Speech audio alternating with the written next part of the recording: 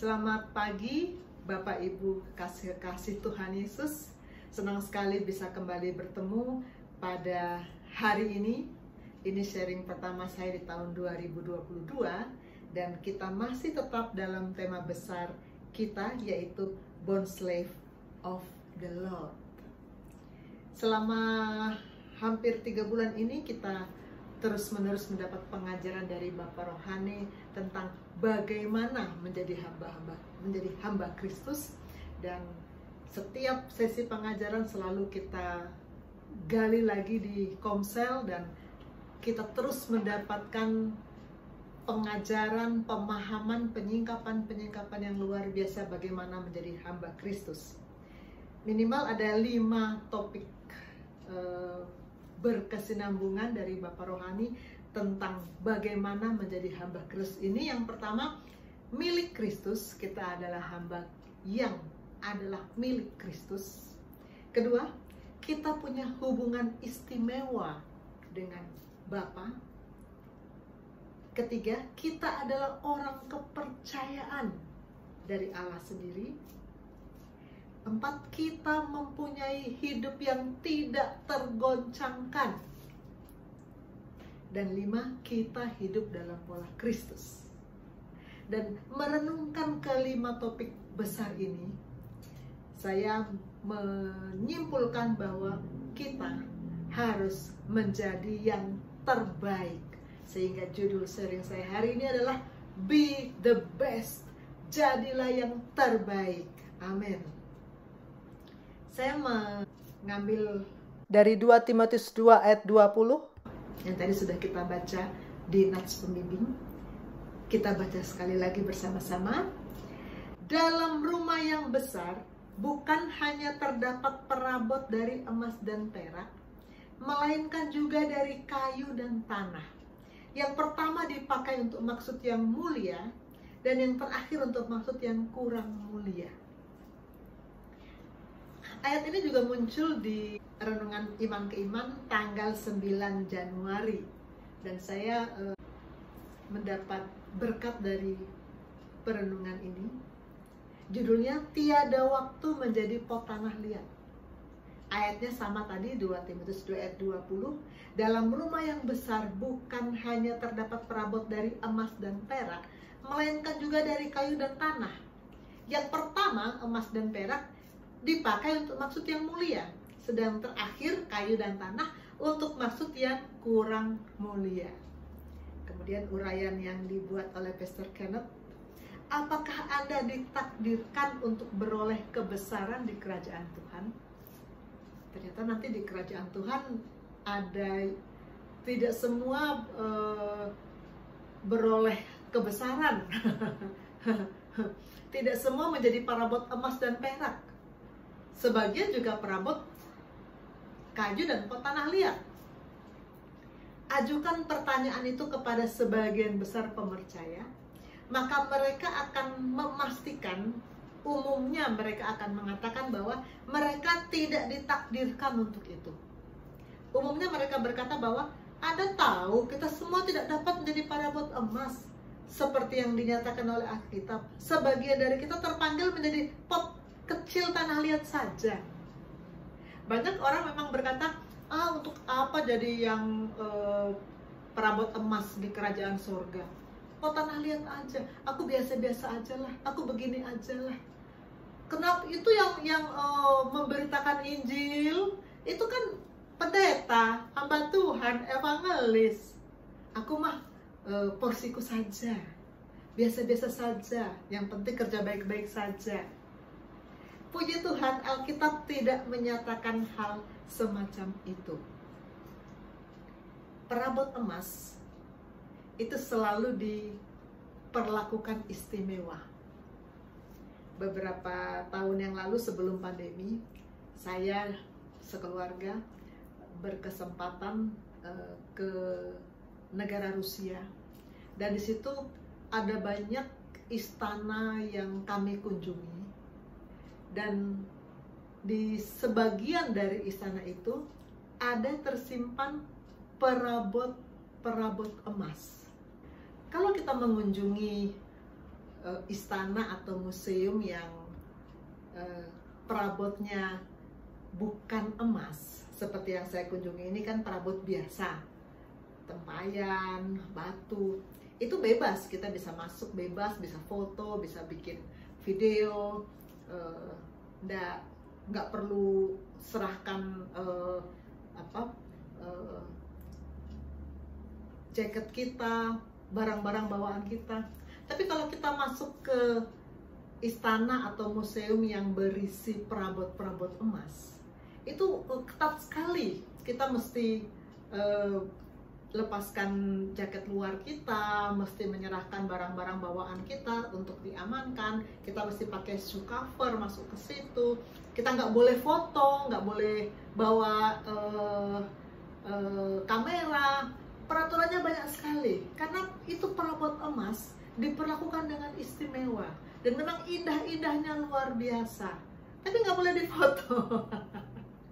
Perabot emas itu selalu diperlakukan dengan istimewa karena punya keindahan tersendiri dan dibanggakan oleh yang empunya, dipamerkan oleh yang empunya. Sebaliknya perabot kayu, tanah liat, ini mah biasa-biasa aja. Karena itu mari kita menjadi perabot emas. Be the best. Nah, saya teruskan tulisan Pastor Kenneth. Perabot emas atau tanah liat, pilihannya terserah pada Anda, terserah pada kita. Jika demikian, mengapa begitu banyak pemercaya memilih melakukan pekerjaan yang hina dalam kerajaan Tuhan? Mengapa mereka puas untuk tetap menjadi pot tanah liat? Karena banyak orang menganggap, aku mah biasa-biasa aja lah. Aku, ya itu memang pekerjaan yang Tuhan suruh sih, untuk menjadi saksi, untuk melaksanakan amanat agung. Tapi aku nggak usah segitunya, nggak usah se-ekstrim itu. Aku biasa-biasa aja. Jika Anda belum membulatkan tekad yang akan mengubahkan Anda menjadi perabot emas, akuilah itu. Kemudian luangkan waktu untuk menemui Tuhan, mempelajari firman-Nya, serta menyesuaikan kehendak Anda dengan kehendak-Nya. Izinkan Roh Kudus menangani Anda sampai Anda bersedia meninggalkan jalan duniawi dan melangkah di jalan Tuhan.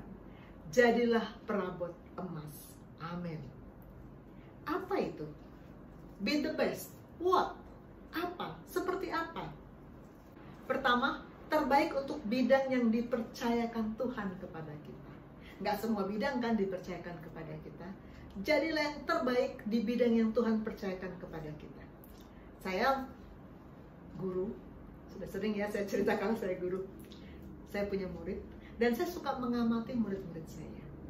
Sebagian dari murid saya itu tidak berniat menjadi yang terbaik. Dikasih tahu tetap nggak berubah, disuruh baca tetap nggak baca.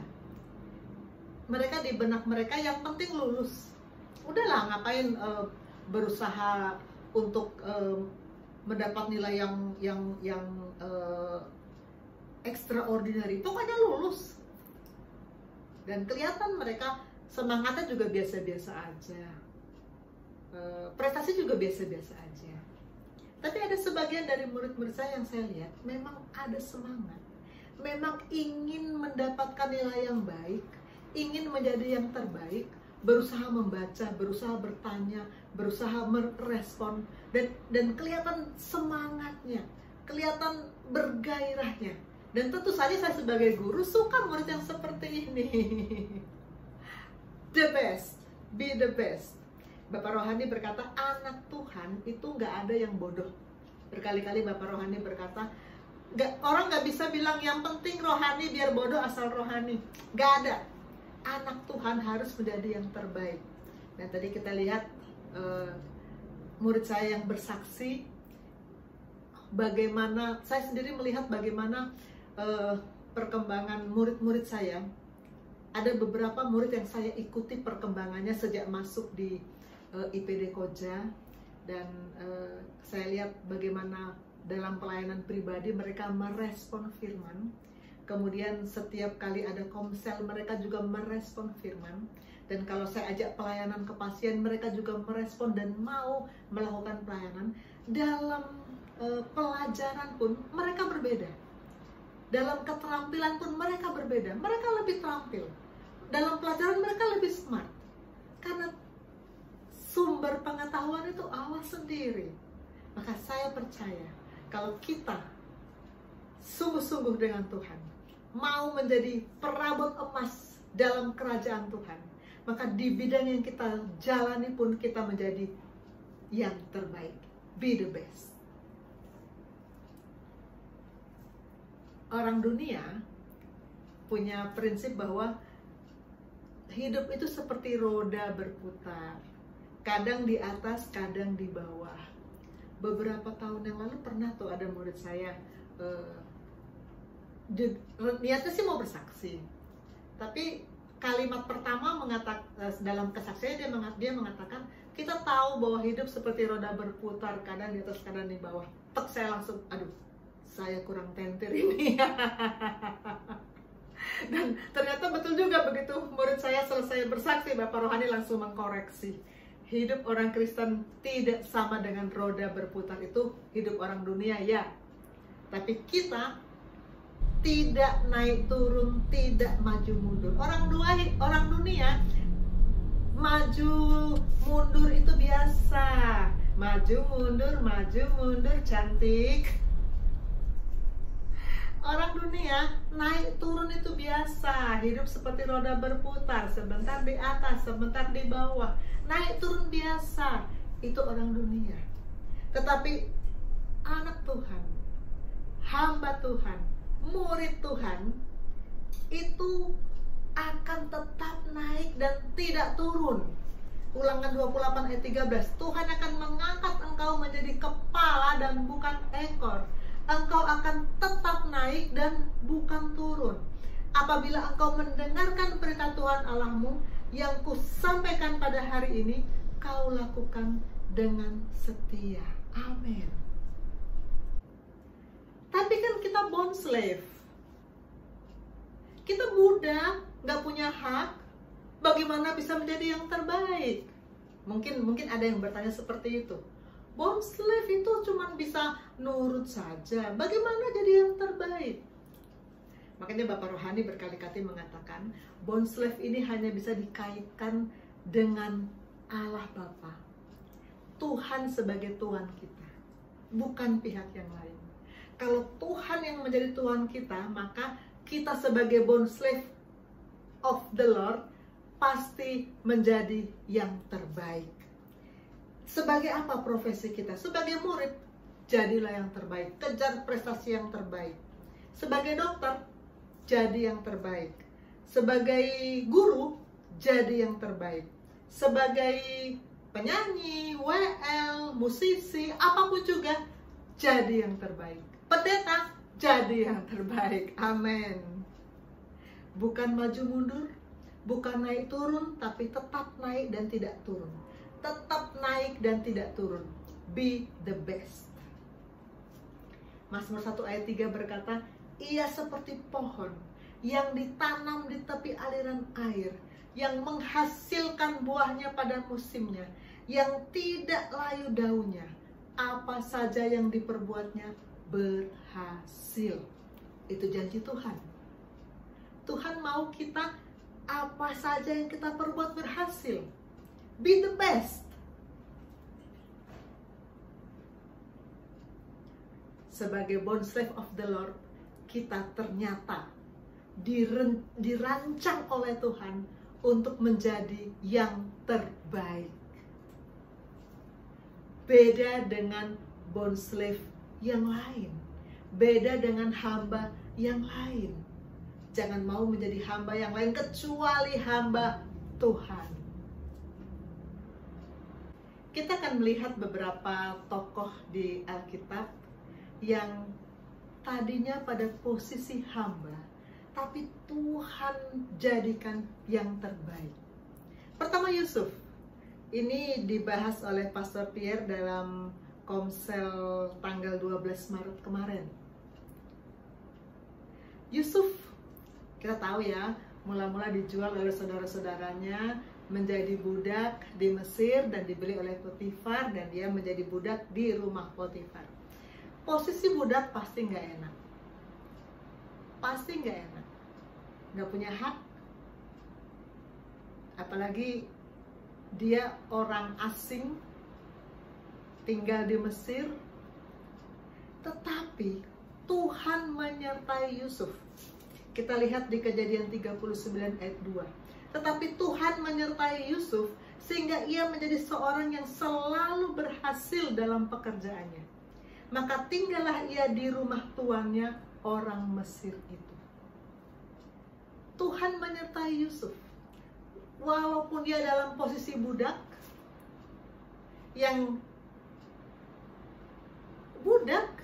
posisi yang paling buruk, tapi Tuhan menyertai sehingga dia selalu berhasil.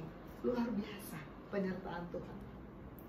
Kemudian dia difitnah oleh istri Potifar sampai dia kemudian dipenjarakan. Aduh, rasanya kalau baca sampai di batas itu, ya udah berhasil nih, udah jadi kesayangan tuannya nih. Ditangkap, masuk di penjara, dan posisinya menjadi lebih buruk lagi. Budak sudah buruk, tapi kan gak di penjara, ini di penjara lagi. Aduh, sudah buruk sekali. Tetapi ternyata di penjara pun dia menjadi kesayangan dan kepercayaan dari kepala penjara, karena Tuhan tetap menyertai Yusuf. Dan Kejadian 39 ayat 23, dan kepala penjara tidak mencampuri segala yang dipercayakannya kepada Yusuf, karena Tuhan menyertai dia, dan apa yang dikerjakannya dibuat Tuhan berhasil. Dalam situasi yang paling buruk sekalipun, Tuhan tetap menyertai kita dan membuat apa yang kita kerjakan bersama-sama dengan Tuhan tetap berhasil. Amin. Tokoh kedua, Samuel. Ini dari khotbah Pastor Pierre sendiri, Komsel di tanggal 26 Februari, khotbahnya hari Minggunya, tentang bagaimana Samuel itu diserahkan oleh orang tuanya ke rumah Tuhan, yang ketika itu dipimpin oleh Imam Eli, sebagai pelayan. Sebagai pelayan, anak kecil yang pastinya masih lugu ya, belum ngerti apa-apa, diserahkan menjadi pelayan. Bagaimana posisi Samuel saat itu? Apakah enak? Saya rasa enggak. Apalagi kalau kita membaca tentang bagaimana anak-anak Eli ketika itu, hidupnya anak-anak Eli tidak memuliakan Tuhan. Saya bisa bayangkan Samuel ini pasti nggak nyaman sebetulnya. Sebetulnya dia nggak nyaman. Posisinya sebagai pelayan, diserahkan oleh orang tuanya pulang kan. Maka dia sendirian di situ, anak kecil sendirian diserahkan untuk menjadi pelayan. Pasti nggak nyaman. 1 Samuel 2 ayat 18. Adapun Samuel menjadi pelayan di hadapan Tuhan. Ia masih anak-anak yang tubuhnya berlilitkan baju efod dari kain linen. Tetapi kalau kita ikuti khotbah Pastor Pierre di akhir Februari kemarin, kita akan melihat bagaimana luar biasanya perjalanan hidup Samuel ini. Karena dia menghargai suara Tuhan, dia hidup dalam firman penyingkapan, dan dia semakin disukai oleh semua orang, dan Tuhan menyertai dia, dan seluruh Israel kemudian mendengar dia. Luar biasa. Dari pelayan menjadi yang terbaik, be the best.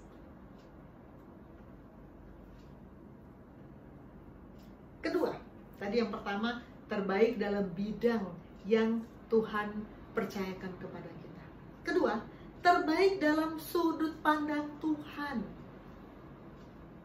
Bicara tentang sudut pandang, ini gambar yang Pastor Rio selalu tampilkan setiap sesi pelayanan pasien ya, karena ada sudut pandang yang mulia. sudut pandang beda, maka interpretasi juga berbeda. Nah, kalau kita pakai sudut pandang kita, belum tentu kita mengatakan ini yang terbaik. Tapi kalau kita pakai sudut pandang Tuhan, bisa berbeda.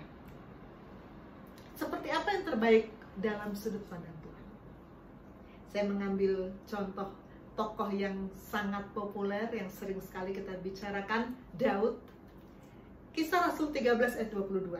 Setelah Saul disingkirkan, Allah mengangkat Daud menjadi raja mereka. Tentang Daud, Allah telah menyatakan, Aku telah mendapat Daud bin Isai, seorang yang berkenan di hatiku dan yang melakukan segala kehendakku. Luar biasa bahwa Allah berkata Daud itu berkenan di hatiku. Maka kita sudah diajar, sangat diajar oleh Bapak Gembala untuk selalu mencari perkenanan Allah. Selalu mencari perkenanan Allah. Beberapa sharing saya sebelum ini, saya mengutip Galatia 1 ayat 10. Ini ketika saya ditugaskan menjadi ketua Binrokris RSUD Koja. Ayat ini datang. Jadi bagaimana sekarang? Adakah ku cari kesukaan manusia atau kesukaan Allah? Adakah ku coba berkenan kepada manusia? Sekiranya aku masih mau mencoba berkenan kepada manusia, maka aku bukanlah hamba Kristus. Yang kita harus cari adalah perkenanan Allah. Dan kita lihat di sini, kenapa Daud berkenan kepada Allah? Kenapa Allah berkenan kepada Daud? Karena dia melakukan segala kehendak Allah.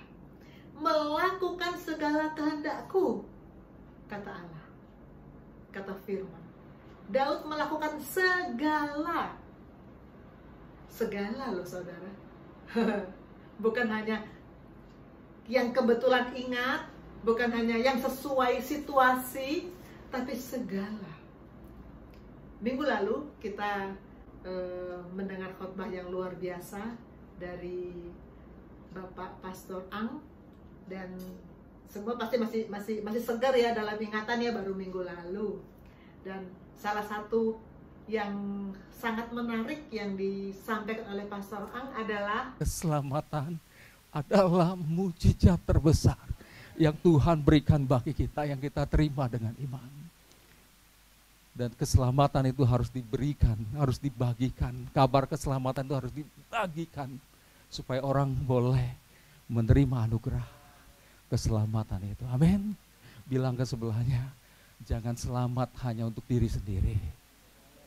Kita harus memberitakan Injil. Kita harus menjadi saksi. Jangan masuk surga sendirian.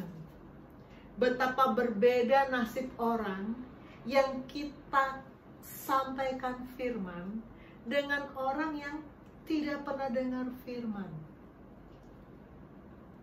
Jangan masuk surga sendirian, kata Pastor Ang kemarin. Karena itu pergilah, amanat agung. Jadikan semua bangsa muridku dan baptislah mereka dalam nama Bapa dan Anak dan Roh Kudus, dan ajarlah mereka melakukan segala sesuatu yang telah kuperintahkan kepadamu, dan ketahuilah aku menyertai kamu senantiasa sampai kepada akhir zaman. Ayat ini datang terus kepada saya. Ajarlah mereka, ajarlah mereka. Karena itu sejak saya sudah saksikan sih sejak pandemi ya, sejak pandemi. Tapi lebih intensif lagi sejak saya Tuhan sembuhkan dari penyakit yang mengerikan, tumor otak. Saya selalu menyediakan waktu untuk mengajar murid-murid saya firman. Semua murid, sini ada beberapa murid saya datang ya. Semua mereka sudah melalui 1 kali pertemuan dengan saya, dan saya sampaikan kebenaran firman, dan saya ajak mereka untuk terima Kristus, dan saya ajak mereka untuk hidup dalam pola Kristus. Karena Tuhan menyuruh kita mengajar. Jadilah perabot emas, jangan jadi perabot tanah liat. Lakukan perintah Tuhan, ajarlah mereka. Amin. waktu saya konsultasi dengan Bapak Rohani, saya ditugaskan untuk memimpin Bintang Kris. Apa yang Tuhan berkenan untuk saya kerjakan. Maka hasil konsultasi saya dengan Bapak Rohani memutuskan bahwa pelayanan pasien harus saya tingkatkan, dan pelatihan untuk pelayanan pasien harus diadakan. Tadinya kan nggak ada itu. Pastor Rio tiap hari Selasa dengan setia luar biasa menyampaikan bagaimana agar kita terus terhubung dengan tahta sorga, posisi yang benar yang membuat kita otomatis akan berbuah, otomatis bisa menyampaikan firman. Suatu saat saya lagi baru selesai kerja, tiba-tiba saya ditelepon sama salah seorang sejawat dokter umum. Dokter, ada pasien, ada keluarga pasien minta didoakan. Pasiennya sendiri koma, dok. Pasiennya koma di ICU, tapi keluarganya minta pelayanan doa. Sebelum pandemi, pelayanan doa itu ada dari gereja yang memang rutin datang untuk pelayanan doa.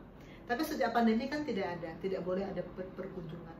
Jadi sejawat dokter umum ini bilang, dokter, siapa yang bisa datang untuk mendoakan pasien? Saya bilang, saya akan datang. Saya langsung datang. Pasiennya kan koma ya, tidak bisa kita ajak berkomunikasi.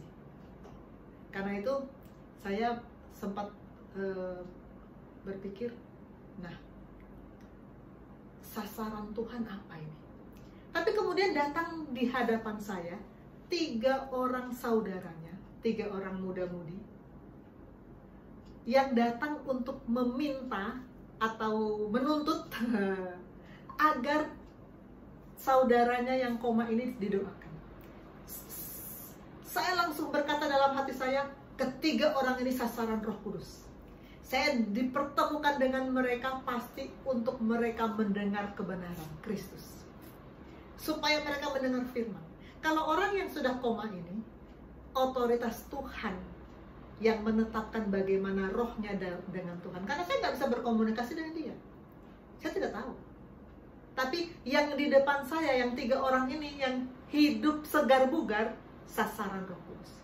Maka saya langsung ceritakan kepada mereka tentang 4 hukum rohani. Saya tantang mereka bertiga untuk doa terima Kristus di ICU Rumah Sakit Koja. Mereka terima Kristus, puji Tuhan. Dan saya katakan kepada mereka, saudaramu yang koma ini, kita doakan, saya doakan, tetapi bagaimana dia dengan Allah itu otoritas Allah. Tapi sekarang kalian bertiga, pastikan kalian bertiga berada dalam hubungan yang benar dengan Allah dan hidup dengan firman tiap-tiap hari. Amin. Kita diperintahkan untuk mengajar. Ajarlah mereka segala sesuatu yang telah kuperintahkan kepadamu.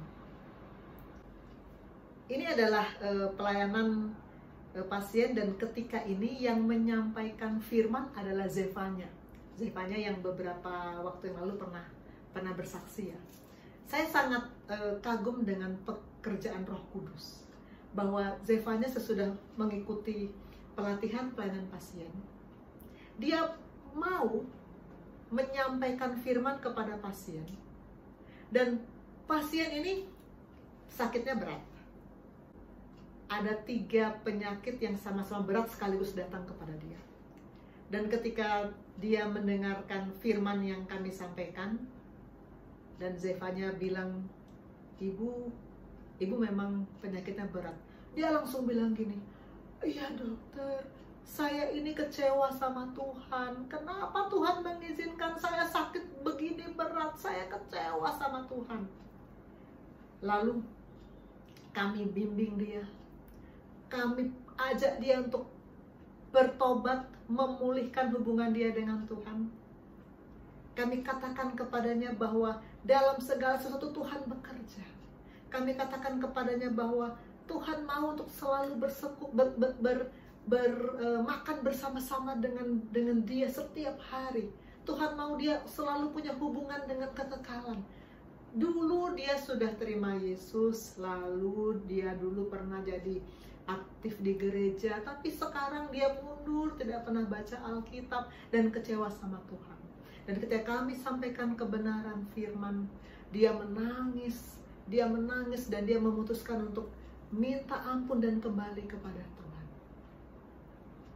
Besoknya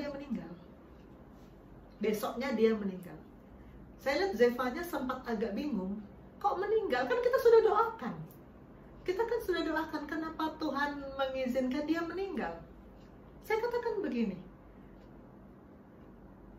buat Tuhan, buat sorga, dan fisik itu nggak penting. Kesembuhan fisik itu nggak penting, karena kalaupun sekarang sembuh, nanti juga sakit lagi. Bahkan nanti juga akan mati. Bedanya apa meninggal sekarang dengan meninggal nanti? Yang penting rohnya sudah milik Allah. Bayangkan kalau dia dipanggil Tuhan ketika kita belum datang mendoakan dia. Kemana nyawanya? Dia dalam kondisi menyesali Tuhan. Dia dalam kondisi menjauhi Tuhan. Kemana nyawanya? Tapi sudah kita datang menyampaikan kebenaran firman, dia menangis, dia menyesal, dia bertobat, dia memulihkan hubungannya dengan Tuhan. Saat itu dia langsung dipanggil. Puji Tuhan, nyawanya pasti akan kembali kepada Bapa. Daripada dia masih menderita dan mungkin nanti dia akan kecewa lagi. Puji Tuhan, kalau kita bisa mengubah perjalanan orang yang tadinya menuju ke kiri, menuju ke kerajaan maut, kita sampaikan firman, dia berubah, mau terima kebenaran, mau dipulihkan dengan Tuhan. Betapa beda kekekalan yang dia alami. Amin. Dan ini salah satu pelayanan yang dilakukan oleh murid saya yang tadi bersaksi. Saya sungguh kagum dengan pekerjaan Tuhan, bahwa orang yang tidak pernah melakukan pelayanan sebelumnya, bahkan belum sungguh-sungguh dengan Tuhan, begitu mendengar kebenaran dan mau, intinya sebetulnya hanya mau merespon firman, bertindak, tiba-tiba dengan sangat luas menyampaikan kebenaran firman kepada pasien. Dan pasien ini berdoa terima Yesus. Amin. Luar biasa karya Roh Kudus. Tadi kita baru what ya, sekarang why. Kenapa harus why? Kenapa harus menjadi the best? Pertama, karena kita dijadikan menurut gambar dan rupa Allah. Kejadian 1 ayat 26 berfirmanlah Allah, baiklah kita menjadikan manusia menurut gambar dan rupa kita, supaya mereka berkuasa atas ikan-ikan di laut, atas burung-burung di udara, atas ternak dan atas seluruh bumi, dan atas segala binatang melata yang merayap di bumi.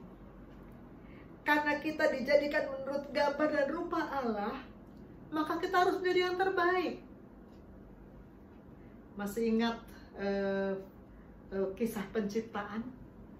Allah menciptakan alam semesta, bumi, langit, cakrawala, benda-benda penerang, binatang, tumbuh-tumbuhan, semua dengan berfirman.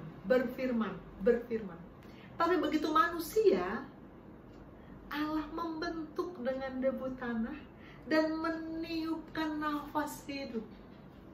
Karena kita dijadikan menurut gambar dan rupa Allah, kita harus menjadi yang terbaik. Alasan kedua, mengapa kita harus menjadi yang terbaik? Karena kita ini buatan Allah, dan kita diciptakan ulang dalam Kristus Yesus. Maka harus yang terbaik. Buatan Allah, diciptakan ulang. Saya kalau sedang membuat sesuatu, saya selalu bersungguh-sungguh. Saya suka salah satu hobi saya ya, mengedit video. Saya kalau sedang mengedit video, sedikit saja ada yang saya rasa kurang pas, saya ulang lagi.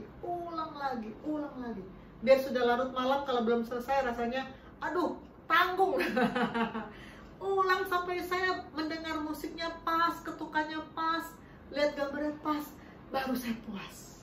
Saya puas karena sudah membuat satu karya dan itu menyenangkan saya, memuaskan saya.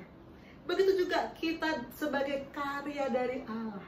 Allah menciptakan kita sempurna dan Allah puas dengan kita. Allah melihat bahwa segala yang diciptakannya itu sungguh amat baik. Maka kita juga harus menjadi yang terbaik. 3. Alasan kenapa harus yang terbaik, karena kita memang terpanggil untuk menjadi istimewa. Ini renungan iman ke iman tanggal 3 Maret. Judulnya terpanggil untuk menjadi istimewa. Saya perbesar Yohanes 17 ayat 15-16. Aku tidak meminta supaya engkau mengambil mereka dari dunia, tapi supaya engkau melindungi mereka dari yang jahat. Mereka bukan dari dunia, sama seperti aku bukan dari dunia. Kita bukan dari dunia, sama seperti Bapa kita juga bukan dari dunia. Maka kita istimewa. Di alinea pertama, menjadi istimewa itu bukanlah sesuatu yang kebanyakan dari kita berusaha untuk mencapainya, bukan. Sebagian gak mau jadi istimewa, aku biasa-biasa aja. Kayak tadi, perabot gak mau jadi emas, pot tanah liat aja, biasa-biasa aja. Seharusnya kita mencapainya. Allah telah memanggil kita untuk menjadi istimewa, menonjol dari penduduk dunia sebagai bukti yang hidup dari kuasa kasih-Nya. Jadi jangan menahan diri. Manfaatkan firman Tuhan dalam hidup Anda. Beranilah menerima berkat-berkat berlimpah yang memang menjadi milik para pemercaya. Mulailah menggunakan firman untuk menarik garis batas di sekitar hidup Anda, memasang papan tanda peringatan rohani yang ditujukan kepada iblis. Peringatan itu berbunyi, dilarang masuk. Menurut firman Tuhan, aku bukan milikmu lagi. Keluargaku bukan milikmu, kesehatanku bukan milikmu, uangku bukan milikmu, pelayananku bukan milikmu. Aku tergolong dari kerajaan lain. Sekarang enyahlah dalam nama Yesus. Kita terpanggil untuk menjadi istimewa. Karena itu kita harus menjadi yang terbaik. Keempat, masih ada lagi ya, karena ada upah. Bond slave, kalau kata Bapak Rohani, adalah posisi budak yang tidak diupah. Budak belian, tidak ada gaji. Tapi ternyata firman menjanjikan upah loh. Kolose 3:24, kamu tahu bahwa dari Tuhanlah kamu akan menerima bagianmu yang ditentukan bagimu sebagai upah. Kristus adalah Tuhan dan kamu hambanya. Kristus Tuhan, kita hamba, dan kita dijanjikan upah. Ibrani 11 ayat 6. Sebab tanpa iman tidak mungkin orang berkenan kepada Allah. Sebab barang siapa berpaling kepada Allah, ia harus percaya bahwa Allah ada dan bahwa Allah memberi upah kepada orang yang sungguh-sungguh mencari Dia. Ada upah. Katakan sama kanan kirimu, ada upah, ada upah, ada upah. Upah besar di sorga. Amin. How? Bagaimana? Bagaimana menjadi yang terbaik? Pertama, saya banyak menghadirkan iman ke iman hari ini ya. Pertama, utamakanlah firman. Utamakanlah firman. Renungan tanggal 19 Februari. Perolehlah hikmat. Amsal 4 ayat 5 dan 6. Perolehlah hikmat, peroleh pengertian. Jangan lupa, jangan menyimpang dari perkataan mulutku. Janganlah meninggalkan hikmat itu, maka engkau akan dipeliharanya. Kasihilah dia, maka engkau akan dijaganya. Alinea pertama saya perbesar. Belum lama berselang, Tuhan telah menggugah semakin banyak orang yang lapar. Lapar untuk mengenal Tuhan secara lebih mendalam. Lapar untuk melayani Dia di mimbar, di ladang misi, di rumah, di perkantoran, di mana saja Tuhan mengutus mereka. Mereka bukanlah orang-orang yang puas dengan menemukan jalan hidup yang paling sedikit resikonya. Tidak, mereka bertekad untuk berlari dalam perlombaan. Berlari seperti yang dikatakan Rasul Paulus kepada tujuan untuk beroleh hadiah. Jadi katakan ada upah. utamakan firman, berlari untuk memperoleh hadiah. Dan berbicara secara rohani, mereka ada dalam perjalanan menuju hal-hal yang unggul. Yesus mengungkapkannya, menyampaikannya dengan dari Matius 6 ayat 33. Carilah dahulu kerajaan Allah dan kebenarannya, maka semuanya itu akan ditambahkan kepadamu. Jadi, serahkan diri Anda sekarang juga untuk melakukan apapun yang diperlukan demi memenuhi diri Anda dengan firman Tuhan. Gunakan setiap saat yang tersedia untuk membaca, mendengar, dan merenungkannya. Utamakan firman. Beberapa hari yang lalu saya ngobrol dengan Thomas, dan kita bicara firman, dan saya mengutip Mazmur 1 ayat 2. Merenungkan Taurat itu siang dan malam. Thomas langsung tanya, artinya apa dong? Artinya apa merenungkan Taurat siang dan malam? Apakah jadi kita nggak mengerjakan apa-apa kecuali merenungkan Taurat? Artinya dalam setiap apapun yang kita kerjakan, selalu kita kaitkan dengan firman. Selalu kita ingat firman. Selalu kita selaraskan dengan firman. Utamakanlah firman. Saya tahu ini takkan mudah, tapi jika Anda telah mengambil keputusan yang pasti dan berarti dalam pelayanan kepada Yesus Kristus, dan Anda bertekad untuk memenuhi amanat agung dengan serius, maka hendaklah Anda rajin. Utamakanlah firman, maka pastikan kemenangan yang gemilang di hadapan Anda. How yang kedua, bagaimana? Kolose 3 ayat 23-24 muncul lagi. Apapun juga yang kamu perbuat, perbuatlah dengan segenap hatimu seperti untuk Tuhan dan bukan untuk manusia. Kamu tahu bahwa dari Tuhanlah kamu akan menerima bagian yang ditentukan bagimu sebagai upah. Kristus adalah Tuhan dan kamu adalah hambanya. Wow. Perbuat dengan segenap hati seperti untuk Tuhan. Kalau kita lakukan seperti untuk Tuhan, pasti yang terbaik. Mana mungkin kita mau setengah-setengah hati dengan Tuhan? Nanti Tuhan juga setengah hati sama kita. Mana mungkin kita mau nggak serius dengan Tuhan? Hei, jangan sampai nggak serius dengan Tuhan. Nanti kalau Tuhan nggak serius dengan kita, habis kita. Sungguh-sungguh dengan Tuhan, karena Tuhan sungguh-sungguh dengan kita. Perbuatlah dengan segenap hatimu seperti untuk Tuhan. Segenap hati beda ya dengan setengah hati. Kalau dengan segenap hati, kita menyampaikannya dengan sungguh-sungguh, dan kita berharap apa yang kita sampaikan itu betul-betul diterima dengan baik oleh orang yang berhubungan dengan kita. Kalau saya sebagai dokter, visit pasien, treat pasien, saya pasti berusaha dengan segenap hati.